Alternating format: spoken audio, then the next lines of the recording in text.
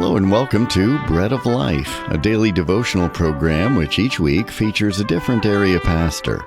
Our speaker for this week is Pastor Tom Tinker of Meriden. Hello again, and welcome to another lesson on the divine imitation, made in His image, living His way. Today I'm going to give you a divine illustration.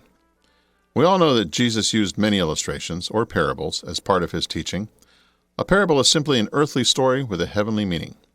And God even had some of His prophets act out various directions in order to teach that prophet, and of course the children of Israel, various lessons about living a holy and abundant life in Him. One such prophet whom God often used to dramatize His messages was Jeremiah.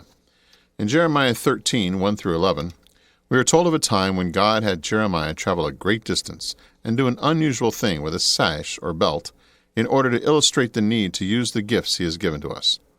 God's first command to Jeremiah was, "Go and get a linen waistband." Jeremiah, like Abraham many years before him, was known for his prompt obedience to God's direction, thus providing us with the first lesson of this fascinating parable. When God speaks, we need to listen, trust, and obey, even when the instructions sound a bit unusual.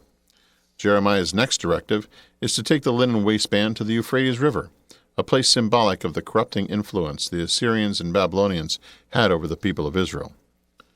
When God grants us specific gifts, it is still our responsibility to use those gifts for His kingdom and not be ashamed or corrupted by outside influences that might prevent us from being obedient to God's call. But God not only told Jeremiah to travel a rather great distance with the waistband, He then instructed the prophet to hide it in a crevice of a rock near the river. The overall illustration is beginning to take shape, for too often we hide or neglect to use or perhaps misuse the gifts God has given to us. Unfortunately, the nature of Israel's people toward God had shifted from obedient action to sinful rebellion against the one who had led their ancestors out of Egyptian bondage. Therefore, the hidden belt, which eventually became wet, weather-worn, and useless, can represent either our wasted spiritual gifts or our willful disobedience to God's word, both of which are affected by those we allow to influence us. Jeremiah's portrayal of God's divine illustration should lead us to understand just how important it is to stay focused on who God is in us, rather than on the negative influence of corrupt individuals in our lives.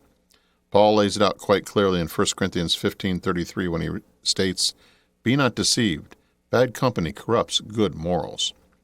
And yet, no matter how many times His people turned their backs on God, He exemplified His nature of patient endurance by continually forgiving His people and propelling them forward.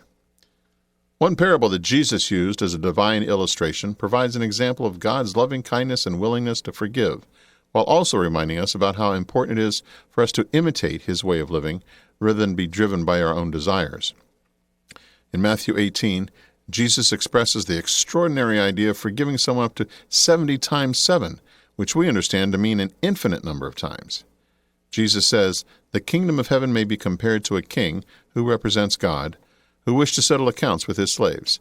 He then explains how the king forgave an enormous debt to one of his slaves, who had literally thrown himself at the feet of his master, crying pitifully for mercy, proclaiming, "Have patience with me, and I will repay you everything."